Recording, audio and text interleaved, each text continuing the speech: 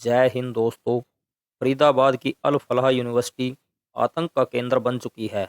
यहाँ पर कार्यरत 8 डॉक्टरों के आतंकवादी गतिविधियों में शामिल होने और 10 नवंबर को लाल किले के पास हुए बम विस्फोट में शामिल होने से मिले सबूतों के आधार पर इन डॉक्टरों को अल फलाह यूनिवर्सिटी से गिरफ्तार कर लिया गया है। ब्लास्ट करने वाला डॉक्टर उमर इस यूनिवर्सिटी में प्रोफेसर था और डॉक्टर शाहीन जो लखनऊ की रहने वाली है, वह एमबीबीएस की पढ़ाई करने वाले छात्रों का इस यूनिवर्सिटी में कार्यरत रहकर ब्रेन वॉश कर रही थी।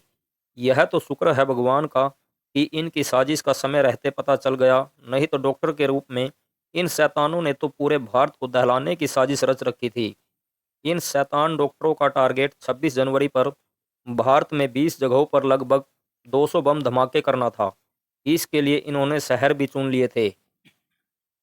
इनमें मुख्यतः दिल्ली का लाल किला, इंडिया गेट, अयोध्या में राम मंदिर, गुड़गांव, वाराणसी में विश्वनाथ मंदिर, मथुरा का श्री कृष्ण मंदिर, लखनऊ, जयपुर सहित 20 शहरों में धमाके करने थे, जो समय रहते भारत की सुरक्षा इंटेलिजेंस एजेंसियों ने नाकाम कर दिए। लेकिन ये आतंकवादी डॉक्टर जल्दी जल्दी में समय से पहले पकड़े जाने के डर से एक धमाका दिल्ली के लाल किले के पास करने में कामयाब हो गए। दोस्तों, अब मैं आपको आतंकवाद का केंद्र बनी अल फलाह यूनिवर्सिटी की पूरी हिस्ट्री बताता हूँ।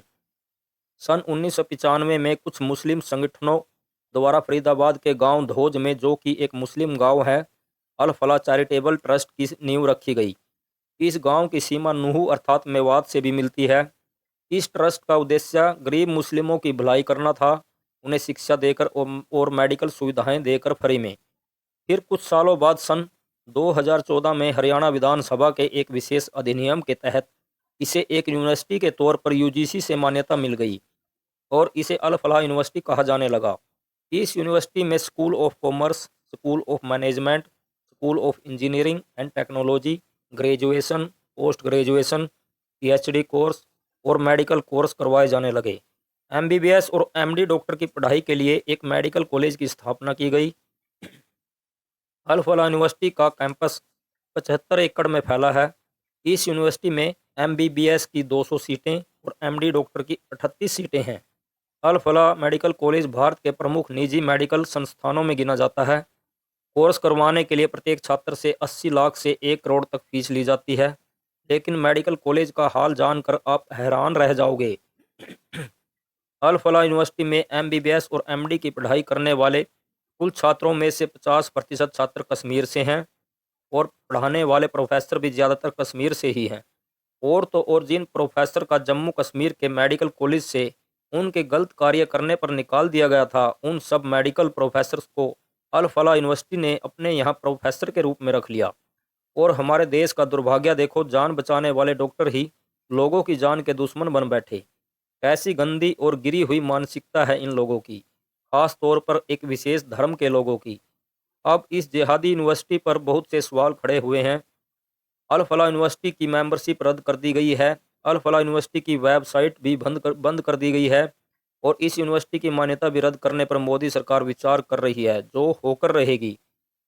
इन वहशी डॉक्टरों की साजिश का खुलासा हुआ 18 अक्टूबर को शोपियां में लगे कुछ पोस्टरों से, जिसमें लिखा था, जैसे मोहम्मद भारत को धमाकों से दहला देगा। और फिर 19 अक्टूबर को जम्मू कश्मीर पुलिस और जांच एजेंसियों ने तेजी से कार्रवाई करते हुए पोस्टर चिपकाने वाले डॉक्टर आदिल सहित 3 ग्राउंड वर्करों को गिरफ्तार कर लिया और इनके द्वारा साजिश के मास्टरमाइंड मौलाना इरफान तक पुलिस और जांच एजेंसियां पहुंची। यह मौलाना इरफान केवल तीसरी कक्षा पास है और इसने एमडी डॉक्टरों का ब्रेन वॉश कर दिया। इतनी हैरानी की बात है, एक अनपढ़ मौलाना ने इतने पढ़े लिखे डॉक्टरों को जिहादी बना दिया। ऐसे कैसे लोग हैं इस धर्म में, सोच कर भी घृणा होती है। मौलाना इरफान पाकिस्तान द्वारा पाले गए संगठन जैसे मोहम्मद के संपर्क में पिछले 4 साल से था।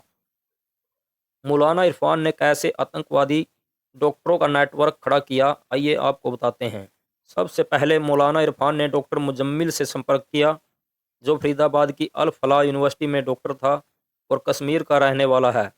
उसका ब्रेन वॉश करने के बाद डॉक्टर मुजम्मिल के द्वारा ही कश्मीर में रहने वाले इसी यूनिवर्सिटी में कार्यरत डॉक्टर आदिल और डॉक्टर मोहम्मद उमर से मुलाकात हुई।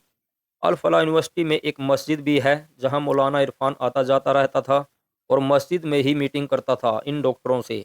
डॉक्टर शाहीन, जो कि लखनऊ की रहने वाली है और इस यूनिवर्सिटी में पढ़ाती थी, वह भी इसके गैंग में शामिल हो गई। वह डॉक्टर मुजम्मिल की गर्लफ्रेंड भी बताई जाती है। पता चला है कि 2 साल पहले वह तुर्की भी गई थी। 2023 में मौलाना इरफान के ऑर्डर पर इन आतंकी डॉक्टरों की टोली ने विस्फोटक सामग्री खरीदने के लिए 26 लाख का फंड जुटाया, जिसमें डॉक्टर आदिल ने 8 लाख, डॉक्टर मुजम्मिल ने 5 लाख, डॉक्टर उमर ने 2 लाख, डॉक्टर मुजफ्फर अहमद, जो डॉक्टर मुजम्मिल का बड़ा भाई है, 6 लाख और लेडी डॉक्टर शाहीन ने 5 लाख दिए। मौलाना इरफान शोपियां में रहकर साजिश रच रहा था और ऑर्डर दे रहा था। यह सब टेलीग्राम और कोड वर्ड के द्वारा हो रहा था ताकि कोई पकड़ा ना जाए। इन पैसों से इन डॉक्टरों ने 2900 किलोग्राम अर्थात 29 क्विंटल एनपीके फर्टिलाइजर खरीदा और इस फर्टिलाइजर से अल फलाह यूनिवर्सिटी की लैब से शोध करके धीरे धीरे अमोनियम नाइट्रेट निकाल रहे थे। इस फर्टिलाइजर को दोज गांव में किराए के मकान में रखा गया।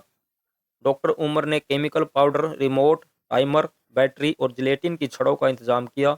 यानी कि 26 जनवरी को भारत के 20 शहरों में बम धमाके करने की पूरी तैयारी थी।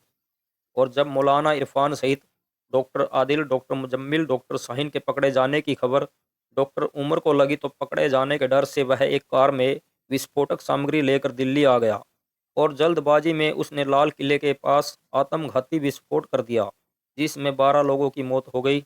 लेकिन सुरक्षा एजेंसियों की सतर्कता से ये लोग किसी बड़े आतंकी हमले को अंजाम नहीं दे सके, जिसकी इन्होंने पूरी तैयारी कर रखी थी।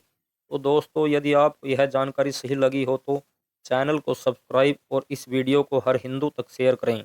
धन्यवाद।